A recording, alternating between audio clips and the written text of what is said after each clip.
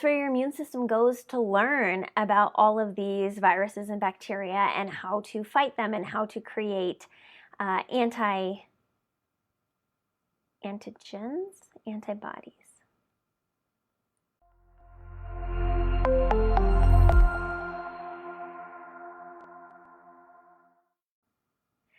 Welcome back, everyone, to Imperium Health Center's Facebook Live. We are super excited to be joining you tonight. We're going to be going over natural immunity for the whole family. So, to kick off this live video, which is all about boosting your natural immunity, if this video piques your interest, don't forget we're having a full-on hour-and-a-half workshop, which is going to be tomorrow. That's Saturday, August 21st at South Fellowship Church. So the link is down below to register. There is still time. We would love to have you. So let's kind of dig in. Where does immunity come from? Well, I always like to start with the definition. So what is the definition of immunity? From Merriam-Webster, it's the ability of an organism to resist a particular infection or toxin by the action of specific antibodies or sensitized white blood cells. So in layman's terms, basically, it's a natural protection from infections and toxins that you have innately built into your being. And the cool thing is it starts from birth. So unfortunately, we do a lot of interventions that can damage a lot of our innate immunity. Did you know that 70% of your immune system is housed in your tummy, right? That it's not even you. Right? It's from your gut flora, aka bacteria, right? But they're good bugs. So it's a symbiotic relationship between you and the bugs that live inside your gut. Since it's back to school month, let's really talk about how important things you do from birth affect your entire immune system. So let's kind of go back to that birth scenario. There was an article in 2011 written by Martin Blaser, and it was published in Nature and Health.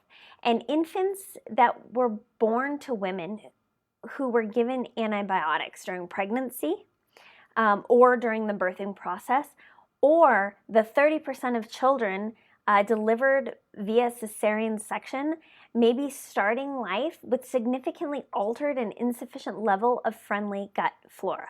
In other words, they're born missing a lot of the good bugs that their stomach needs. Now, this is a really serious concern because a lack of diversity in friendly gut bacteria has been shown to contribute to a large number of diseases and complications. And it also, that article that was written by Martin Blaser also highlighted the potential dangerous long-term consequences that arise from rampant overuse of antibiotics. He had argued that changes in your microbiota may even be promoting the transmission of deadly organisms, as one of the important roles of an intact microflora is to resist colonization by pathogenic organisms.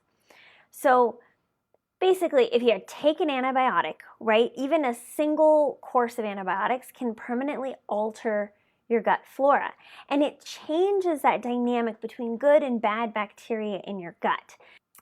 It's been shown that C. diff populations can increase. And we all know C. diff, that's a pretty nasty bug, right? But it can increase in a round of intravenous antibiotics. And the sad part is, if you aren't repopulating your gut with that good bacteria, right, those pre and probiotics, then some of those healthy bacteria strains never return. And that leaves space for bad bacteria to come in.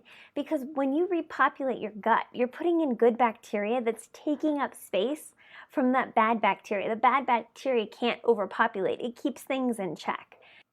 Another part of your immune system that is overlooked is your tonsils. Right? Once it was an organ that was deemed unnecessary. You don't need it. Well, guess what? It turns out it's actually very vital in your immune system development. It has a very important function. The way I think about them is they're like little research facilities. They invite these viruses and bacteria to come in, and then once they come in, your white blood cells or your immune system is there to ambush them.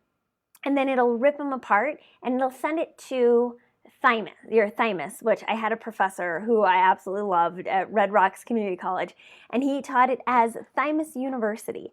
So that's where your immune system goes to learn about these bacteria, these pathogens, these viruses, and they find out what these antigens are, and they create these antibodies in your thymus and send it out so your immune system knows what to look out for to go in and attack.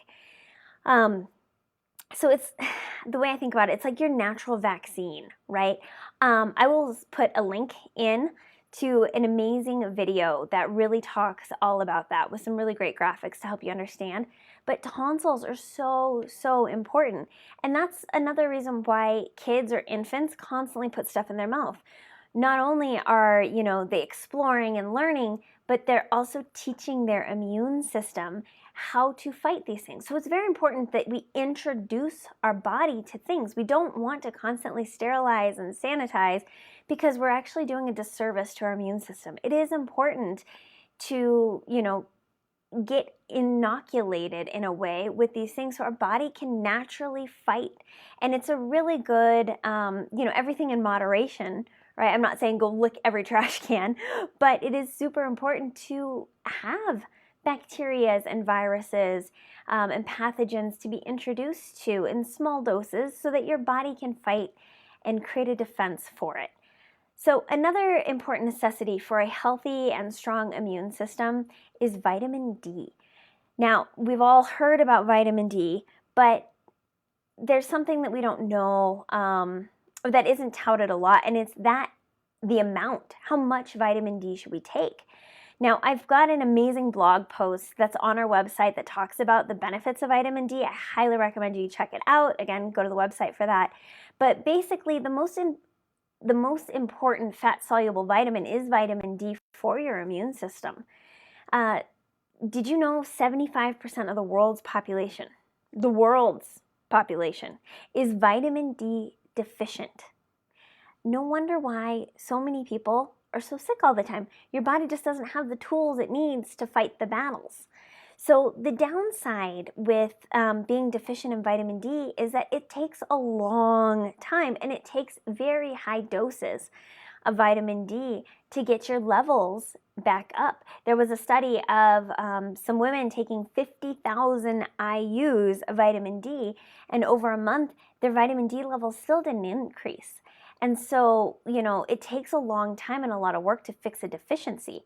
And the first reason being is that so many people's gut lining and their microbiome, right, those good gut bacteria, it's destroyed. So they're not even absorbing the vitamin D they're taking. Also, viruses have a way of blocking your vitamin D receptors. Bacteria do it a little bit too, but viruses, they're really good at this. And they block it so you don't absorb it and thus boost your immune system, right? So when you get sick, it's super important to take these high doses of vitamin D. You'd be surprised how much vitamin D I actually recommend to many of our clients, but it's because you're not going to absorb most of it. A lot of it just gets passed through because, again, most of us have a very, very bad gut biome to begin with. We all have a lot of gut issues, so we're not absorbing a lot of these supplements we're taking to begin with. There are many other vitamins and minerals that are very important, such as magnesium and zinc and your complex B vitamins, but vitamin D is a very important contender and player in that. Now, finally, for this video, I'm going to touch on diet, especially when you're sick. Now, it's very important to always stay away from those pesky carbohydrates because they create inflammation, which leads to those chronic issues.